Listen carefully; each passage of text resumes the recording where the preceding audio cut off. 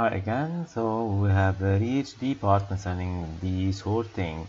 So why is sorting and what is sorting? So sorting is just you are arranging the elements in an array or in a linked list or any data structure in a certain order. So either ascendingly or descendingly or in any other variations imposed by the question. So it's just a permutation or reordering of the input, and it's very important subject because sorting can reduce the problem complexity, and we can solve many of the problems more efficiently and more rapidly. So for the sorting algorithm, we can classify the algorithm into several categories. So we can classify them by number of comparisons. So we know well that the for many comparison based algorithm, so the best ones run in log n and log n. However, the worst one runs in n square. So, or we can classify by the number of swaps or the inversions. We call inversions or swapping or the changing of elements. And we can also classify them by the memory usage. So we can call some algorithm in place that they need either one or log n memory spaces or auxiliary spaces. So we call them in space complexity. Or we can classify it by recursion. So we have algorithm that uses recursion like Quicksort, merge sort. So merge sort, it uses both non-recursive and recursive. So non-recursive are selection and insertion and bubble sort, and the recursive one are the quick sort and the heap sort. So we will see those in a while. So or by stability, so the stability, it will talk about the record. So if so we say an algorithm is stable, so it's said that if we have two indices I and j such that ai is equal to aj, so the records mean where they are placed in the memory, so they should precede. So r of I, the record r of I should precede r of j. So if this one is, so if this property is preserved, we say that the algorithm is stable. Or we can classify by adaptability. So we have that some algorithm, they run better if for some conditions, so they can adapt to the elements. So if they are pre-sorted like in quick sort, so it will give better solution, a quicker solution, because it adapts to the input it's given. So we will cover in this part six algorithm: the bubble sort, selection sort, insertion sort. So those, the three first one run in and square. So they use two for loops. However, for the remaining three one, they run in n log n. Sometimes in the best case in n log n, sometimes the worst case in n log n. So we will see that. So let's start. So for the visualization and the animation, so we can check the website, the visual algo .net. So you can see all the animations, and you can create your own data and run the algorithms. So let's start with the bubble sort. So bubble sort, it's a very known sorting algorithm. So it works by iterating the first element to the last, and we will compare each pair of elements. So it's written here, and we need to swap. So the idea is not here, it's just to learn that the bubble sort, it's like a bubble. So we have an element and we need to push it to the end of the array. So obviously we will as we move on, we will pick the maximum element, the biggest element, and we will push it to the end. So at the first iteration we'll move one element to the end, and the second iteration will move another element to the end. It will be the second maximum. So we will have this stuff of iteration. So obviously at the end, so the number of iteration is equal to the number of element. So this is the obvious algorithm of bubble sort. However, at some place we can stop if we know that there is no need to continue. For example, we will see that if there is no movement here, if we didn't do any swapping, if we didn't change any element, it means that the array is now sorted, so there's no need to continue. So this is the idea. So let's see the animation here. So we have the array 12, 6, 22, 14, 8, and 17, and here's the algorithm. So we will move 12. So now we compare 12 and 22. 22 is bigger. So now we will move 22 till the end, and at the end we will have 22 at the first round. So this is one round. So 22 is now fixed. Now we'll consider the remaining element. So again, I will compare each two elements, and I will move the element, the maximum between these two elements, to the end. So this is the second iteration, and now we'll have the third iteration, and now we have 14. So we have done a swapping, so we'll repeat one more time. So this time there is no swapping, so we don't need to reiterate, and we finish the algorithm. So let us see the implementation. So here we we are doing all the passes. So we have two for loops. So we have first the number of passes, so it's equal to n minus 1. So because at the end, the last element, if we have an array of one element, it's already sorted, so we do n minus 1 passes. So for each pass, so we'll start from the end up to 0, and each time we'll do minus minus. So we'll start the second loop. It will start from I equals 0 till pass. So obviously, so if I go back, and whenever we have the maximum here, so here we have the animation. So whenever I have 22 here, and then I have to work with those one. So obviously, I will place here n minus 1, the last element, and then I will move to till pass. So and whenever I have two elements, so I will swap. If it's not ordered, I will swap into the maximum. So this is the algorithm run in n square. So in order to not do unnecessary passes, so we'll add a boolean flag called swap. So whenever I do a swapping, I will raise the flag, and before doing a pass, I will lower the flag. So for that, if I do a whole pass and swap is equal to 0, I will end the algorithm. So the worst case complexity of this algorithm is n squared, and the best case complexity is n. Whenever we have a sorted array, so we need so if we need to sort a sorted array, so it will take us n times because we need to check all the elements in this array. So this is for the bubble sort. So let's move to the selection sort. So this selection is in place algorithm. It means we will not be using any auxiliary variables, and it's best suited for small array, and the complexity is n squared. So why it's selection? So we have two types of selection sort, either the minimum selection or the maximum selection. So if we use the minimum selection sort, it means that I will select the minimum element and place it in its place. So I will start from, so I will find, for example, first in the whole array the minimum and will place it at index 0. Now I will ignore the index 0. Now I have a smaller array, so I will find the minimum element between index 1 and index n minus 1, and then I will place it into the index 1, and so on. So we'll have a sorted array. For the maximum selection sort, so we take the maximum and we'll place it at the end, and we'll end with a sorted array. So so what we will do, so this is the algorithm. So we'll subdivide the array into a sorted array and non-sorted array.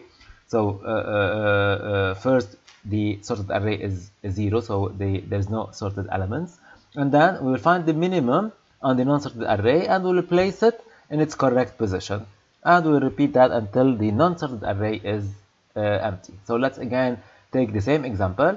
So first we'll find the element in the whole array and we'll place it into the index 0. So for now 6 is the minimum. We'll check 22, 14, 8, 17. So 6 is still the minimum, and I will place it into 0. So I'll swap the element. So now I forgot 6. I have 5 elements. I will find the minimum.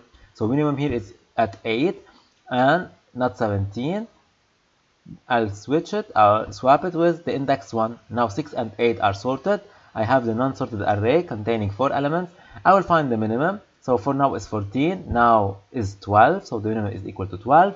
And I will place it into the index 2. I have now 3 elements, non-sorted. I will find the minimum. So the index is containing the one containing 14. So it remains in its place. And so also at the end we will have a sorted array. So again here we have two loops. So one loop for the number of iterations. So it's n minus 1 iteration, not an iteration, because the last element is already sorted. Whenever we have one element non-sorted, so it's sorted at the end. And for each time I would start from I plus 1 because the first elements are already sorted till n, and I need to find the index of the minimum element. So if the index minimum is different than I, so the elements that I'm currently wanting to change, so I do the swapping. Otherwise I will not do the swapping. So again here the complexity of this algorithm is n squared. So let's move to the insertion sort. So again, it's an efficient comparison, again for small data. So in each iteration, it's called insertion because we need to insert an element. So we'll take one element from the array, from the non-sorted array, and we'll place it into its correct position into the sorted array. So each time we'll move one element from the non-sorted to the sorted. So the advantage is that it's a simple implementation, of course, effective for small data, and it's adaptive. So if the input is pre-sorted, so the complexity of the insertion could take n plus d, where d is number of inversions. So and obviously, usually we will consider it as n squared because it will uses two loops. So let's see how it will work. So again, we have the sorted part of the array, and here we have the non-sorted. We will take x and we'll place it in its place. So we'll have, after this iteration, we'll have the partially sorted array incremented by one element. So I will first do the running example on not quickly like the other one, because I need to explain more. So first we have the array. So we can consider that the first element is in the sorted array because one element is sorted. Now I need to take 6 and place it into the sorted array. So I need to move 6 to the second part. So here I need to move 6 because 6 is not in its part. So I need to do some swapping. So I'll swap 6 and 12. And now I have on the left part, the array is sorted. Next, I have 22. So 22 is greater than 12. So it's sorted for now. 14 is less than 22. So I need to swap. 14 is greater than 12. So for now, everything is okay. Now I have 8. So 8 is smaller than 22. So I need to move it. And then 8 is smaller than 14. I need again to move it. And 8 is less than 12. Again, I need to swap it. And I will reach that. So I've done it quickly here. And for the 17, I just need to move it between 22 and 17, and I have finished. So the array is finished because the non-sorted array now is empty. So let's see the animation. So let's wait and run the animation. So we have 12, it's already sorted. I need to pick 6. So 6 should be before 12, so I arrange that. So now I pick 22, and 22 is greater than 12, then it's in its place. 14, I need to move it before 22 and after 12, so it's okay. And then we have the 8.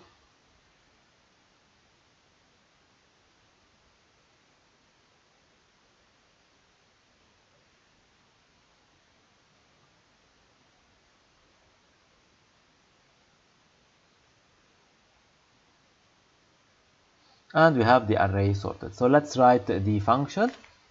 So for the insertion sort, again, we have two loops. So for the first loop is the number of iterations. So we loop from 1 till n minus 1. So it means we have n minus 1 iteration because the first element, which is at index 0, is considered as already sorted. So what we will do that is that we are now at index I. So this is the element that we just added. We just add to the sorted element, but it may not be in its correct place, so I need to move it backward. So for that, I will start from the index I, from its index I, and I will go back till index 0. At each time, I would compare g minus 1 with v, which is equal to a of I. So I will compare the before element with me, and if the element v is smaller, it means that I need to do the swapping. So I will swap, and whenever this condition is false, so I would place v and a of j.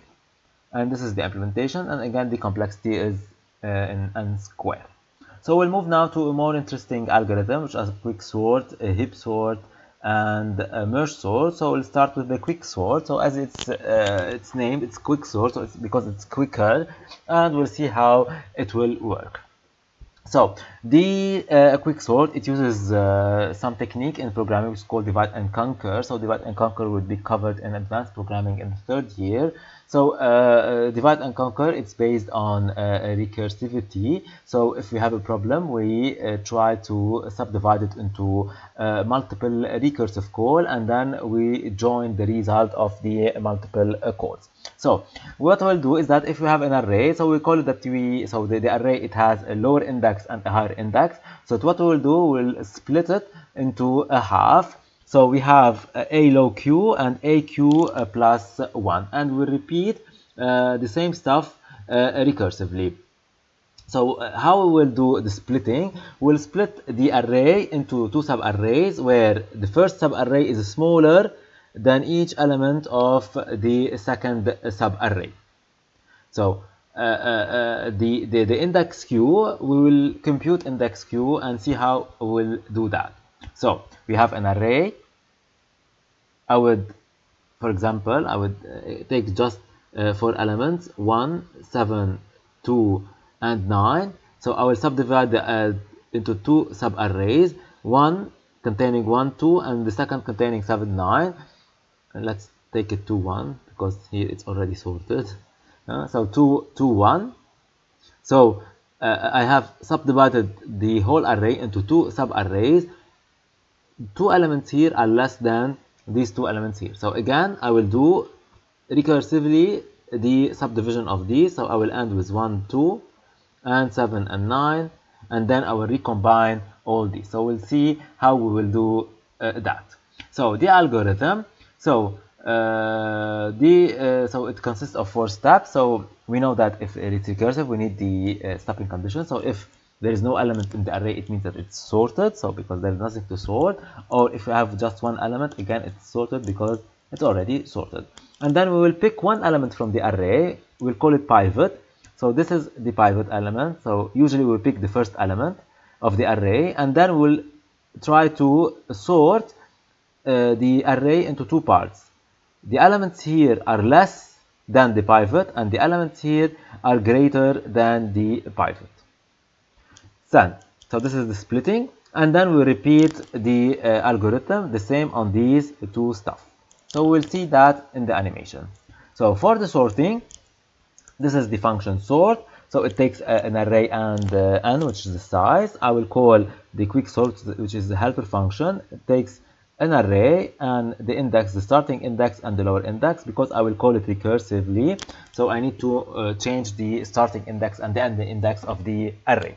So we will do the quicksort as long as high is greater than low. So high, it means the index of the last element, and low is the index of low element. It means that as long as we have some elements in the array, I need to partition. So I need to split the array into two parts. So the pivot here is the index that we will use. So whenever we are partitioning the array, so we will have the element here. So this is the pivot, and then we will have this part, this subarray.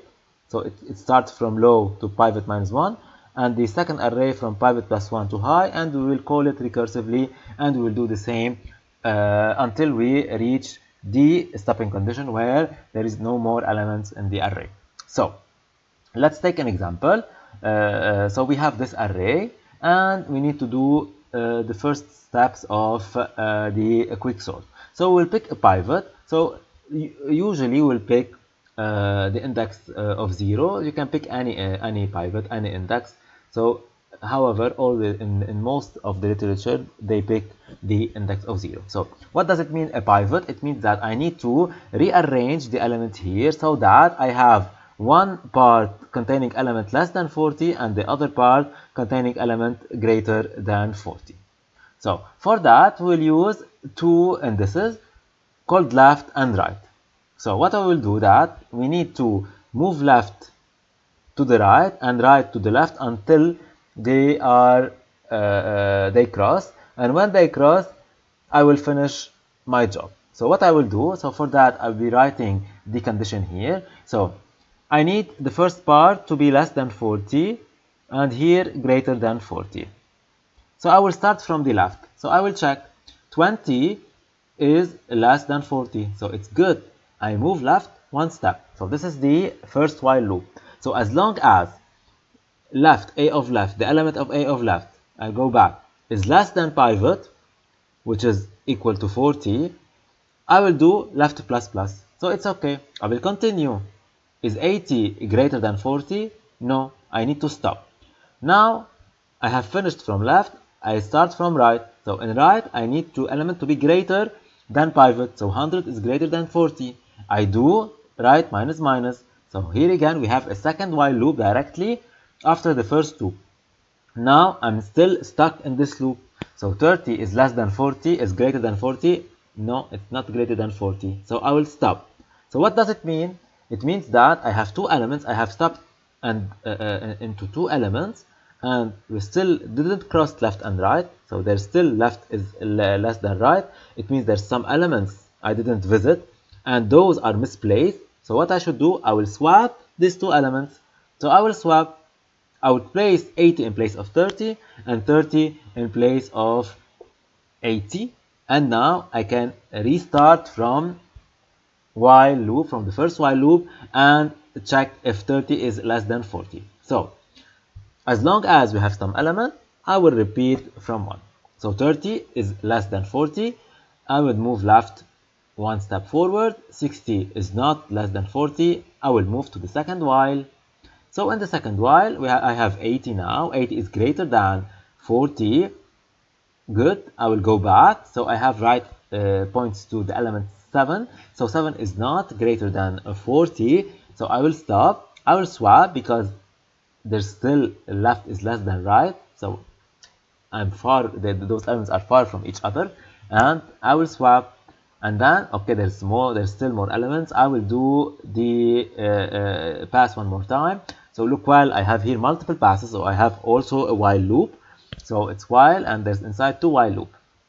And I will move one step forward. 50 is not greater is not less than 40, so I will stop. 60 is greater than 40. I will move back. 50. So look, now they are pointing to the same element, so it's okay. We have the equality here. So 50 is greater than 40. I will go back. Now I have left is not less than equal to right.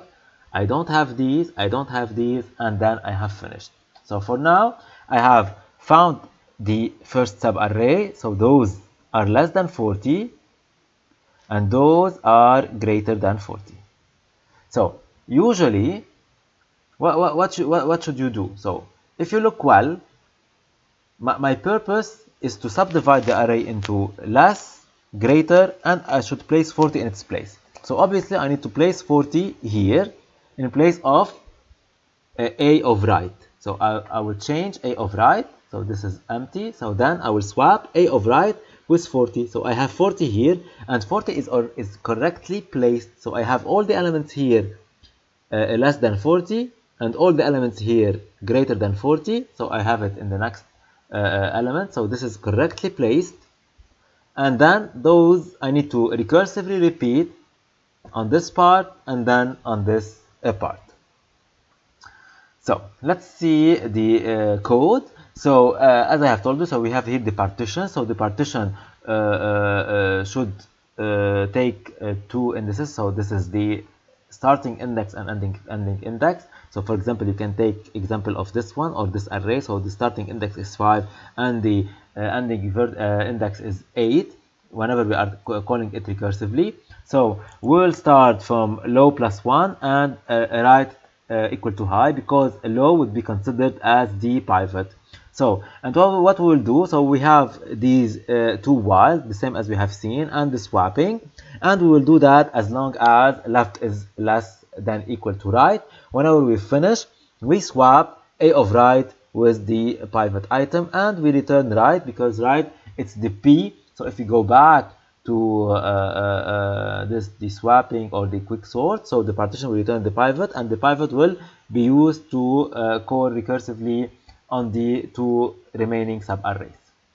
So this is the quicksort. So you can sense, or you can say, okay, you have 2 loops and 3 loops, so it's really too much. However, no, it's not too much. It runs on log n complexity. So let's see a quicker example here. So the same array, so we have 12, so 12 is the pivot, so 6 is less, 22 is bigger, so I stopped. Look well.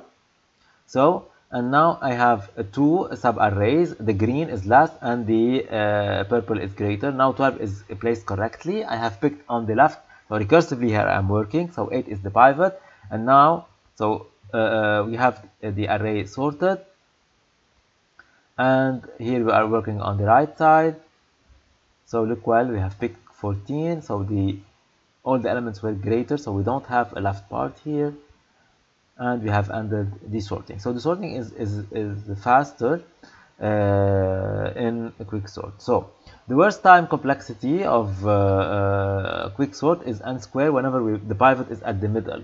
What does it mean is at the middle? Whenever we pick the pivot and it turns out to be at the middle of the array. However, if the pivot that we pick is, for example, at the beginning of the array or at the end of the array, it will be faster. So for example, it will be n log n if the pivot is at the beginning or end of the array. So if you can see in the animation, the slowest animation, we have picked 40 at the middle, so we have done a lot of work. However, for example, here, whenever we are doing, we do the second part, so let's do it now. So we pick the pivot equal to 7. So 7 is the pivot, and then we have left here and right here. So I need to, so left is not less than 7. Left will stay here, and then I move to right. Right is bigger than 7. It will go back, it will go back, and now it will go back. So this is here right. I would swap a of right with 7. So 7 is now correctly placed, and now I have the newly array that I need to. So there is nothing behind him. So I just have a right array which contains 20, 10, and 30, and then a second time I would pick 20 as pivot, left here and right here, and as so on. So whenever we have the pivot at the beginning or end of the array as element, so it will be quicker, and the algorithm can run in n log n. So this is it for the Quicksort. So the Quicksort is a very efficient algorithm, and you need to know how to implement a Quicksort. So let's move now to a merge sort. So merge sort also it's a good algorithm, and it runs in n log n. Merge sort because it splits first the array and then it merges it. So let's see how it works. So the idea is to merge two sorted arrays. So whenever I have two arrays, so I need to merge it. So we know how to merge two sorted array. So let's do it here quickly. So if I have 3, 8, 9, I have 1, 5, 7. So I have index I here and index j here, and I have the array, the bigger array here. So what I will do, I will compare the element at index I with index j. I found that the element of index j is smaller. I would place 1 here, and I will increment j. So and then I have here k, so it's okay. Then I have 3 and 5. I would pick 3. Then I have 5. I would increment j, and then 7 and 8. I have 7. So now I have finished the j, so there's no need to do any comparison more. So I would copy directly 8 and 9. So this is the merging of two arrays. So this is this is what we'll use in merge sort. So we will so again it's a divide and conquer. So we will continuously try to divide the array until we reach one element, and then we will merge the array recursively. So let's see an example quickly. So we have this array, so I will split it in half, and then I will split each sub-array into in half until we reach one element. So here we have just one element, and then we will do the merging. So we will merge two elements at a time. So first we will merge 0 and 4 into a sorted array, and then we will merge every two arrays. So this will be, and then we'll merge these two ones, and at the end we will merge this array. So at the end we will have a sorted array. So it's very efficient. It's n log n because we need n time n operations for the merging and log n times for the division. So let's see how it works. So the merge sort, so it takes a lower and upper in the indices because we need to call it recursively. So we will work as far as we have some elements in the array. So as long as lower is less than upper, I will take the middle because we need to split the array in the middle, which is equal to lower plus upper over 2. Recursively, I would call merge sort on the first part and merge sort on the second part. So, and after doing all the splitting, I would do the fusion. I would merge these array. So from lower to upper passing by middle. So let's see how we will do the fusion. So the fusion, we know how to do a fusion between two arrays. So we have just one array. I have lower, upper, and the middle. So we'll be using an I as a counter for the left array, J, which is for the right array, and here we have the bigger array that we want to add these elements to. So as we have seen, I will loop over both array. I would pick either the index I or index J, depends on which is the minimum. And whenever one of the array is exhausted, I have copied all the elements, I need to copy the remaining element. And before getting out of the loop, I need to copy all the elements of C into T, because I would have the same array. So as for running example, so let's see here. So here it's not very obvious, because first the array is subdivided into 3 parts. They are merging directly. So, and then we pick 22. So now we have this subarray is completely sorted, and now we work with this subarray. So we'll split it. So 3 over 2. So we have these 2 ones, and then we will add the 17. So it will be sorted now, and we'll end with 2 arrays, so those 2 are sorted now. We need them then to merge them. So we'll compare each element from each index, and we'll end up with the sorted array.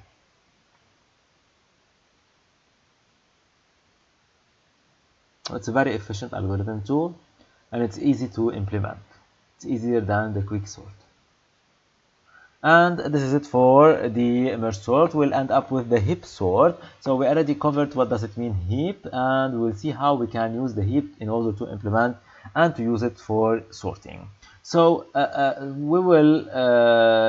so we have an array. So we need to consider the array either as a heap or insert at each element at a heap. And what we will do is that, as I have told you, if we pick a maximum heap, so the maximum element is at the top of the root of the tree. So I delete the root element, and then automatically, so it will have some percolate down elements. So we'll reconstruct the heap, and then we'll have the second maximum on the top. We will remove it, and so on until we have no elements.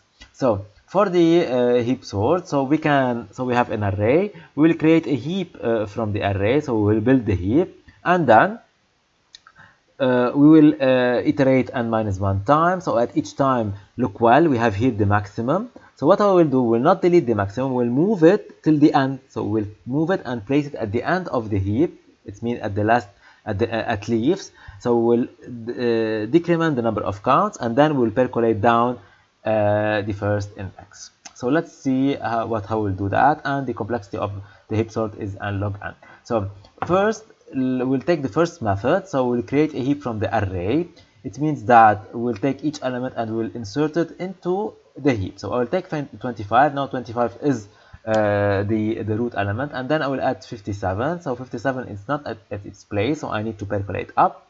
Then I will add 48. So 48, it's okay, it's in its place. 37, I need to percolate up.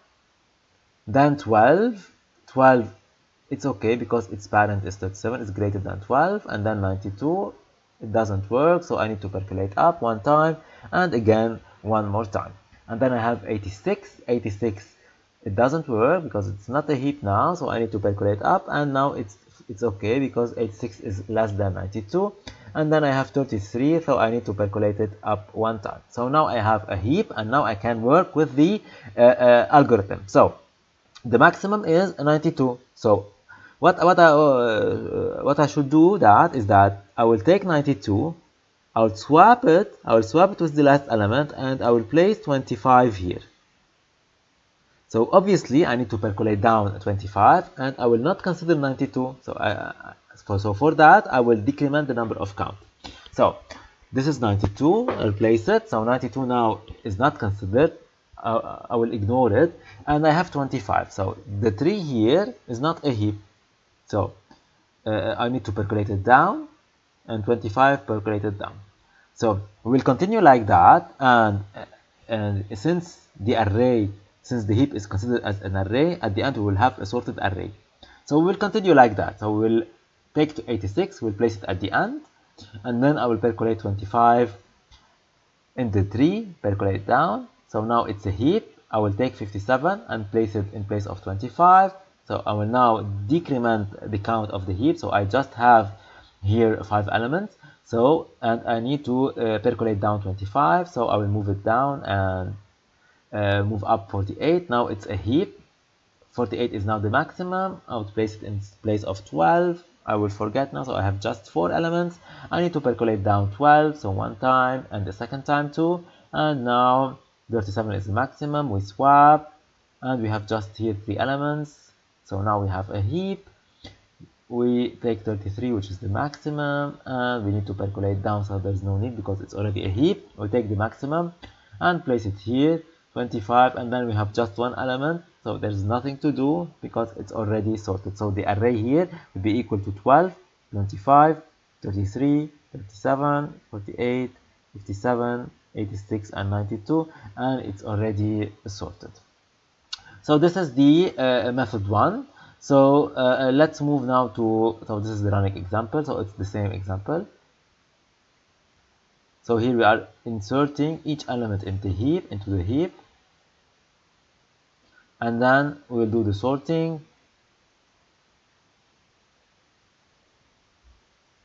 So you can try it at home, go and check the answer at the end. So it's very nice because at the exam we usually ask such questions. So we gave you an array and we ask you to draw the trees either for a quicksort, heap sort, or a merge sort. So it's a very nice exercise to try it at your home. So let's move to the second method. So here we consider the array as a heap directly, so as the indices, and then we try to rectify the heap. So we start from the first non-leaf node and we percolate down. So here the complexity to create this tree is equal to n. So 37 is in its place, there's nothing to do. 48 we need to percolate it down, and then we move to 57. 57 is okay. 25 we need to percolate it down. So it's very faster, and if you can remember, so the tree here is very different from the one that we have found in method 1. So now we can repeat the same stuff. So we can do the same operation in order to sort using heap sort. So you take the maximum, you place it instead of 33, you place 33 at the root, and you then percolate it down. So I left this as an exercise for you in order to try it at your pace. So let's see again the running example on this part. So we have already the array and we just need to do some modifications, and this is the final heap, and then we do the same removal of the maximum and then percolating down and all stuff in order to do the heap sort.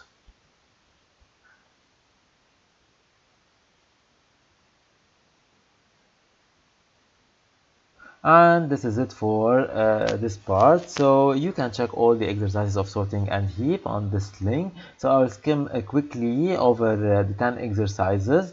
So here we need to build a heap by adding values and evaluating complexity. So we have an array. We need to build the max heap. So you can either pick the version 1 or version 2, and then you need to add the element 13. You just need to graphically show that there's no functions, and then we need to represent the heap as a table. So whenever you found the final tree, you need to just copy the elements row by row, and then we need to give the complexities.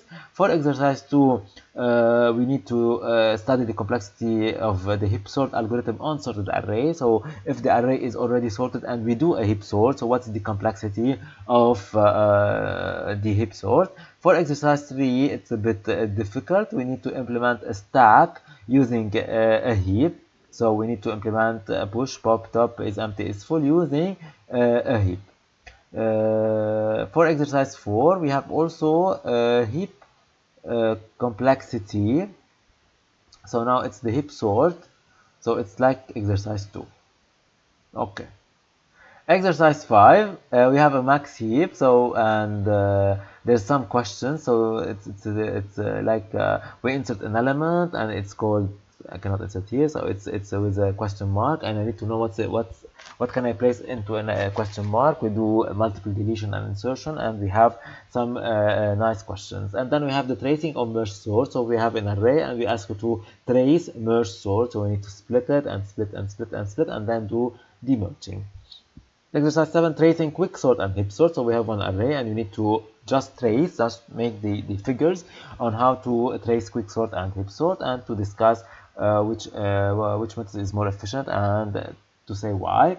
The exercise 8 is about the domain inclusion of heaps. So we have here a dynamically implemented heap. It's binary tree, and we need to check if it's a domain included. So we need to find the minimum and stuff. So it's easy because we are talking about minimum heap, and we know that the minimum heap, the minimum is at the root. So we just need to pick the root element. So it's not that difficult. It's very interesting to work with these. So for exercise 9, we need to find the case smallest element using quicksort. So we'll use quicksort, and we need to modify some instructions in the quicksort, because we don't need to we don't need to sort all the elements. We need to find the case smallest element. So it's very interesting to try to work and to find a solution of these. As for exercise 10, so we'll use heaps to find the GCD of the greatest common divisor of two numbers by creating a heap of prime factors. And this is it for this part. And if you have any questions, do not hesitate to drop me a message, and I will answer you back, of course. And do not forget to subscribe to my channel and to hit the bell icon to receive all the notification. And thanks for watching.